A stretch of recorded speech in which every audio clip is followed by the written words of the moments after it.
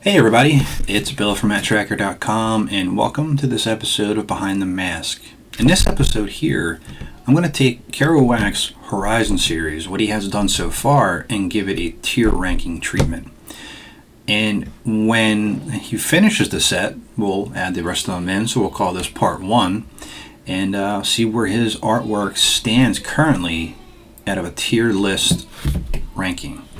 S means diamond, essentially, so that's the highest you can get. A, B, C, D. D is the worst. I didn't add Billboard Blast in as its own entity here, like I did in the actual tier list of the vehicles. But we're going to rank them here, and I don't know if we're going to get a D at all, but we're going to look at the artwork itself and what we're actually seeing. That's what we're going to judge, and you don't have to agree with my judgments here. I'm just going to kind of give my assessment of the artwork itself, and hopefully you enjoy the show.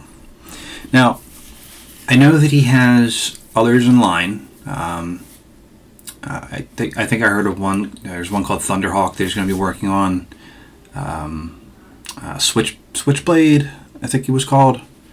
So those will be coming out too, along with others. So keep an eye out for that. But those are the ones I'm really looking forward to seeing. But we're going to start with Firecracker. Now, I have it here, and I'm just going to kind of go through, and we're going to look at it on the one side, and then judge it on the other. So the Firecracker is sitting in its battle mode. You have Hondo on the motorcycle, and you have a kind of a silhouette of Billboard Blast in the background. The oranges really play off, the colors here, and it's going to be a common theme in a lot of these images that you made. You have the darker orange of Firecracker with the subtlety of the lines in it on the door. You're drawn to that first, and then you're drawn to the rest of it. So as you're seeing that focal point, you look at that spot, but there's also a second focal point, and it's Hondo's visor. So you can see Hondo in front of the sun, and he's really standing out there as well. The wheels blend really well into the ground, very simple skyline, and it really accomplishes the horizon aspect that you're looking for. Now, if we're looking at S to D, I'm going to give Firecracker, I'm going to give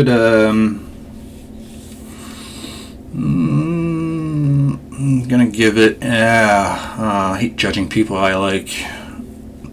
I'm going to give it an A. A for awesome. I think that's what it stands for. So next we have MANTA. This one here is pretty unique from some of the other ones because Vanessa is not wearing her mask. And what I'm drawn to first is that aspect. I see the flow of the hair, the red hair itself, and then the flow direction of the hair draws me to MANTA, and then you have those green lines really standing out. The purple of MANTA plays off really well of this kind of like cold looking sunset that you have in the background, and you can tell it's grass, desert like grass, and it's just an overall like really cool aspect of this. The tires, like the other version of Firecracker, are kind of merged into it, and the silhouettes you get from the sunlight on the mountains, you captured every aspect that you possibly could with this, and it's one of the better vehicles I think in the line, and you really did it justice. Let's see if I'm going to give MANTA Oh man, where's MANTA gonna go? Now remember, I'm not judging the toy. I'm judging the artwork. If I was judging the toy, not Wildcat, Billboard Blast would be in its own column. So remember that. All right, so MANTA, you're gonna get an S for Diamond. So congratulations, MANTA. Now here we have Razorback. Now, Kero's probably like, oh god, it's a racing thing and Bill hates the racing thing. Well, I do, to a point. And it's interesting, the one thing I will say that's interesting with MANTA, if I go back, is that you didn't put her in the racing series, even though that's when her toy came out. But I know you're going by the cartoon itself, but it's a dynamic that it's interesting that you took. This year, you got a stock car that has I think the lamest transformation outside of Firecracker.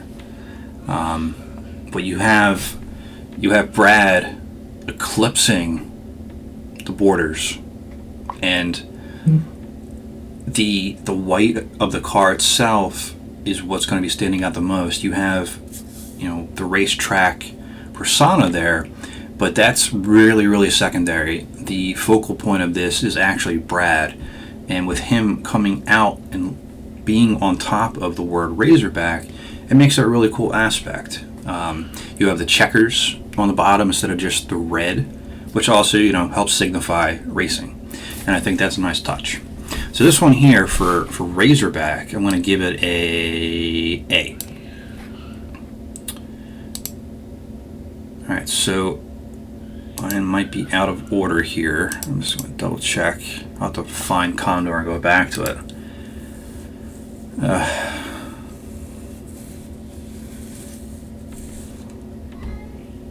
Skip that one for now. Jackhammer. You have the setting sun in the middle, which you didn't have that in some of the other shots. You have Cliff Dagger being somewhat docile and calm. You don't see that. He's a villain, so you're always seeing scheming, essentially. So even though he's a villain, he's still a person, and you can kind of see, like, you know what, I did a good job today, I'm just gonna put my feet up for a few minutes and relax. And that's what I see here. It's a side of Cliff Dagger that you don't really see that often, and the purples really help kind of steer you toward Cliff in the background, and the black of Jackhammer really stands out really well. Well, the dark gray of it anyway, and you have the cloud cover as well, or the mountain cover. And again, this is like just really well done, and the focal points are really there. And I know that's what you're trying to get to. You're trying to draw the eye, and it's definitely working.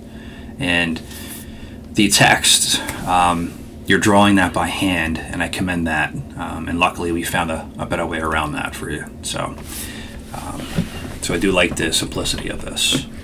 Jackhammer is going to get an A. All right. Slingshot. And actually, as I go through these, I'm thinking there's going to be a multi-part series. So we're going to stop at 7 for episode 1 of this. So we're at Slingshot right now.